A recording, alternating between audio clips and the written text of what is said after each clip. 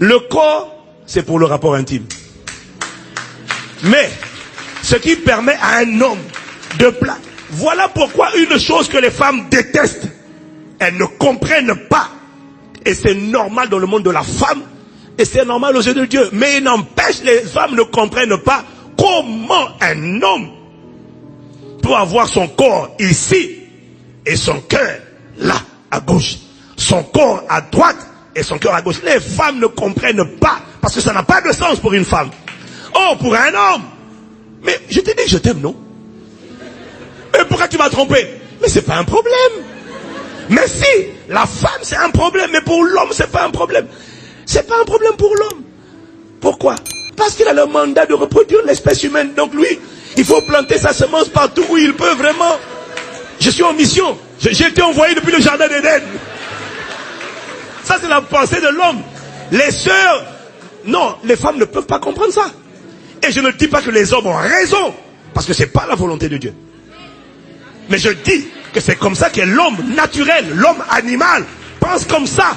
Il peut avoir accepté Jésus, mais avoir le raisonnement, le système de pensée d'un homme animal. Vous me suivez? C'est pas parce qu'il a dit oui à Jésus. Est-ce que son intelligence a été renouvelée? Parce que si cet homme-là n'est pas amoureux, s'il n'a pas soif de Dieu, cet homme, même s'il a accepté Jésus, il ne changera pas. C'est pour ça que, ok, on est content quand quelqu'un accepte Jésus, gloire à Dieu. Mais c'est pas la fin. S'il n'a pas soif de Dieu, et quand tu vas le choisir, ma soeur, choisis quelqu'un qui a soif. Ne choisis pas quelqu'un qui a le diplôme seulement. Ne choisis pas quelqu'un qui a l'air mignon. Vous voulez toutes des hommes qui sont grands. Oh, s'il peut faire 1m85, c'est pas mal. D'accord. Ok. Je te donne un conseil. Non, c'est pas le seul critère. C'est pas le seul critère. Mais ne t'arrête pas aux critères de la chair. C'est-à-dire des yeux et de l'oreille. Va plus loin.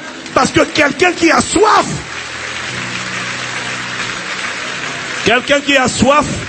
Un homme qui a soif est un homme qui sera enseignable. Un homme qui a soif est un homme qui va progresser. Un homme qui a soif est un homme qui ne restera pas là où il est. Un homme qui a soif, demain quand tu vas te retourner, il aura déjà fait 1 kilomètre vers Dieu. 1 kilomètre, il aura couru. Un homme qui a soif, c'est l'une des clés. Un homme qui a soif ira de gloire en gloire, de progrès en progrès. Un homme qui a soif sera dans un processus d'amélioration permanente. Un homme qui a soif, même si aujourd'hui il n'est pas au point, tant qu'il a soif, et aujourd'hui il se bat avec l'esprit des eaux, il se bat avec la masturbation, il se bat avec la pornographie. Un homme qui a soif, si tu veux l'aider, s'il n'est pas assoiffé, si tu veux l'aider, ne l'épouse pas aujourd'hui. Envoie-le, connecte-le dans une église d'assoiffés de Dieu. Pousse-le à faire partie d'un groupe de disciples où les frères sont assoiffés de Dieu.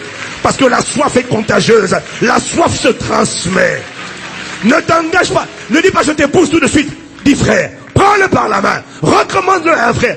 Sinon tu vas devenir infirmière. Et c'est toi qui vas essayer de l'aider. Tu vas maintenant essayer de... Je vais te montrer comment avoir soif. Tu ne peux pas lui montrer, maman. Tu ne peux pas, ma soeur. Les hommes n'aiment pas se laisser enseigner par une femme.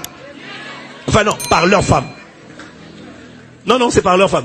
Tant que ce n'est pas leur femme, il n'y a pas de problème. Mais quand c'est sa femme ou sa future femme, tant qu'il n'est pas marié, il dit, explique-moi un peu la Bible. Le jour où il est marié, tu lui dis, chérie, je voudrais qu'on fasse le partage. Oh, tu comprends pas.